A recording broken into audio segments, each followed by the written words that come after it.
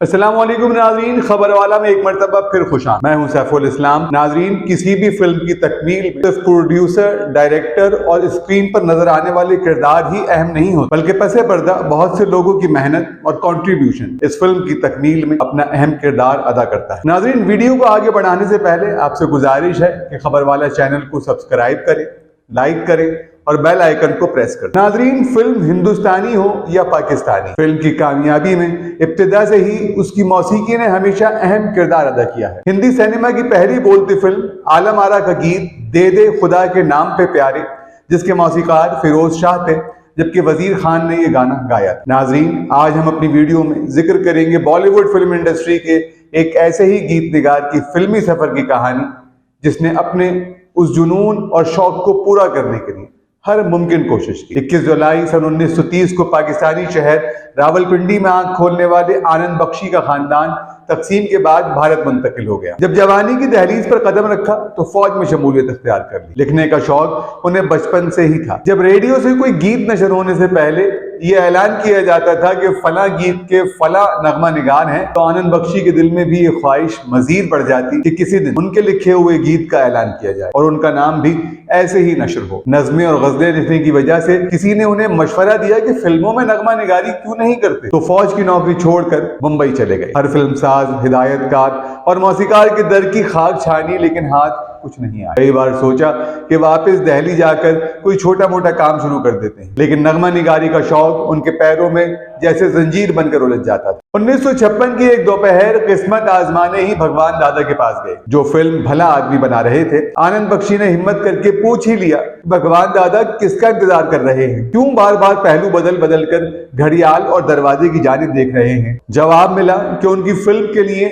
नगमा निगार ने आना था, लेकिन अब तक वो पहुंचा ही नहीं। 28 साल आनंद बख्शी के दिल में ख्याल आया कि यही वो लम्हा है जब उन्हें कुछ करना हो। जब ही उन्होंने फरियादी लहजे में पूछा, अगर मैं गीत लिख दूं, तो भगवान दादा ने गैर यकीनी लहजे में पूछा, तुम लिख लोगे? आनंद बख्शी ने पुरजोश लहजे में हामी भरी। भगवान दादा ने थोड़ी देर सोचा और फिर आनंद बख्शी को आंख के इशारे से इजाजत दी। आनंद बख्शी ने भगवान दादा का मस्बत जवाब मिलने के बाद कागज कलम संभाला और वहीं बैठकर गीत लिखने लगे। चंद घंटों की मेहनत के बाद उन्होंने एक ही नशिस्त में 4 गीत लिख डाले। जब भगवान दादा के सामने रखे तो उन्होंने पहला सवाल यही किया, क्या वाकई तुमने ये लिखे हैं? भगवान दादा की फिल्म भला आदमी के लिए मौसीकी तरतीब दे रहे थे निसार बज़मी साहब। उनकी मुलाकात जब आनंद बख्शी से हुई तो उनके लिखे हुए गीतों पर उनकी बहुत हौसला अफजाई की, क्योंकि उसके बाद निसार बज़मी ने दिलों को छू जाने वाली मौसीकी तरतीब दी, जिसका फायदा ये हुआ कि आनंद बख्शी की कदर भगवान दादा की निगाहों में और बढ़ गई। आनंद बख्शी का गीत धरती के लाल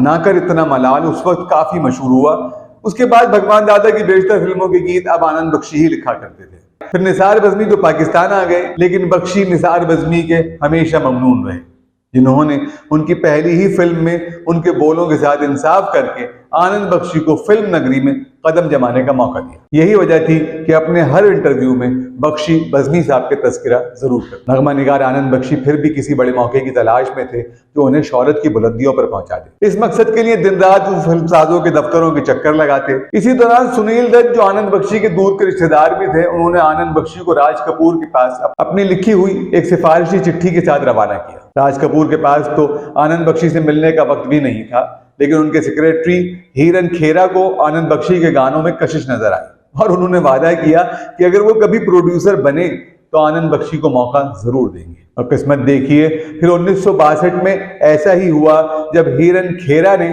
फिल्म मेहंदी लगी मेरे हाथ में बनाई तो आनंद बख्शी से उसके गीत लिखवाए। जब इस फिल्म के गीत हर जानिब गूंजे तो आनंद बख्शी को काला समुंदर और हिमालय की गोद में नगमे लिखने का मौका मिला। आनंद बख्शी को 1965 की म्यूजिकल रोमांटिक फिल्म जब जब फूल खिले से पहचान मिली।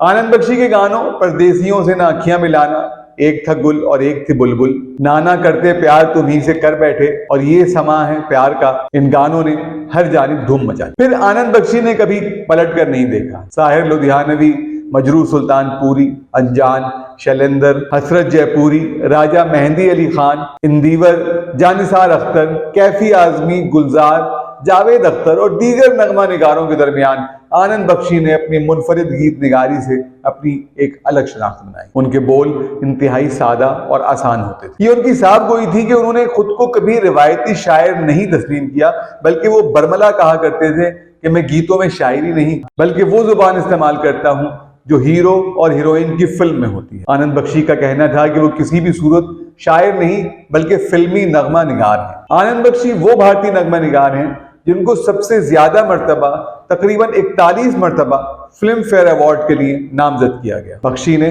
1968 से बाकायदा फिल्मों में गीत लिखने शुरू किए थे।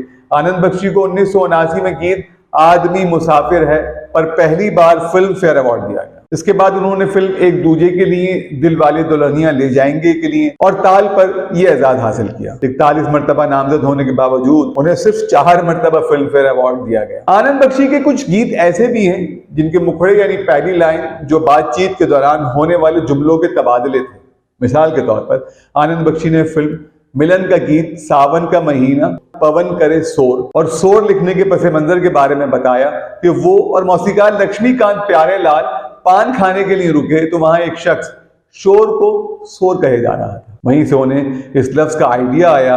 इसी तरह जब 1970 में लक्ष्मीकांत प्यारेलाल और आनंद बख्शी आन मिलो सजना के लिए लाख कोशिशों के बावजूद गीत न तैयार कर सके तो थक हार कर आनंद बख्शी ने कहा अच्छा तो हम चलते हैं। जवाबन लक्ष्मीकांत प्यारेलाल बोले फिर कब मिलोगे। बस इस बरजस्ता मुकालमेबाजी से गीत तख्लीक हो गया। एक मरतबा हिदायतकार महेश भट्ट अपनी वालदा पर बनने वाली फिल्म जख्म बना रहे थे तो आनंद बख्शी गीत लिख रहे थे। बख्शी ने महेश भट्ट से दरियाफ्त किया कि उनके वालिद कब कब वालदा से मिलने घर आते थे। महेश भट्ट ने अंग्रेजी में जवाब दिया once in a blue moon. बस फिर क्या था, आनंद बख्शी ने वहीं बैठे बैठे उस जुमले पर एक गाना लिखा जिसका उन्वान था गली में आज चांद निकला। आनंद बख्शी पर एक तनकीद ये भी की जाती है कि उन्होंने फिल्म खलनायक के लिए चोली के पीछे लिखकर बॉलीवुड में ज़ूम आईने गीतों की बुनियाद रखी, लेकिन वो किसी भी सूरत इस गाने को बाजारी या आमियाना करार नहीं देते थे। बख्शी का कहना था ये गाना अगर ऐसा होता तो उनकी बेहतरीन नगमा निगार के लिए नामजदगी ना होती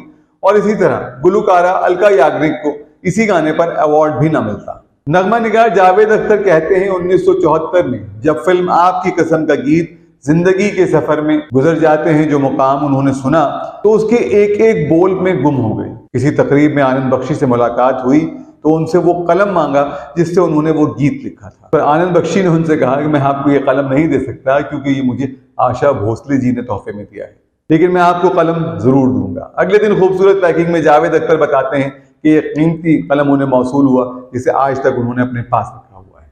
30 मार्च सन 2002 को इस दुनिया से रुखसत होने वाले आनंद बख्शी के गीत कमोबेश हर गुलकार ने गाए। 3500 से ज्यादा फिल्मी गीत लिखने वाले आनंद बख्शी पर यह भी एतराज किया गया था कि उन्होंने सिर्फ शक्ति समानता, यश चोपड़ा और सुभाष घई जैसे हिदायतकारों के लिए गीत लिखे और बेहतरीन लिखे, जिस पर आनंद बख्शी का कहना था कि उन हिदायतकारों ने उन्हें अच्छी रोमानवी और जज्बाती कहानियां दी, सिचुएशंस दी, जिन्हें सुनने के बाद मेरे अंदर से बढ़कर एक मुखड़े और अंतरे निकलने लगते। आनंद बख्शी की बेहतरीन गीतों में अमर प्रेम का गीत चिंगारी कोई भड़के, फिल्म कोरा कागज का गाना कोरा कागज था ये मन मेरा, फिल्म आन मिलो सजना से अच्छा तो हम चलते हैं और फिल्म दिल वाले दुल्हनिया ले जाएंगे का तुझे देखा तो ये जाना सनम शामिल है। ऐसे बेतहाशा गानों को तहरीर करने वाले आनंद बख्शी मद्दाहों को हमेशा याद रहेंगे।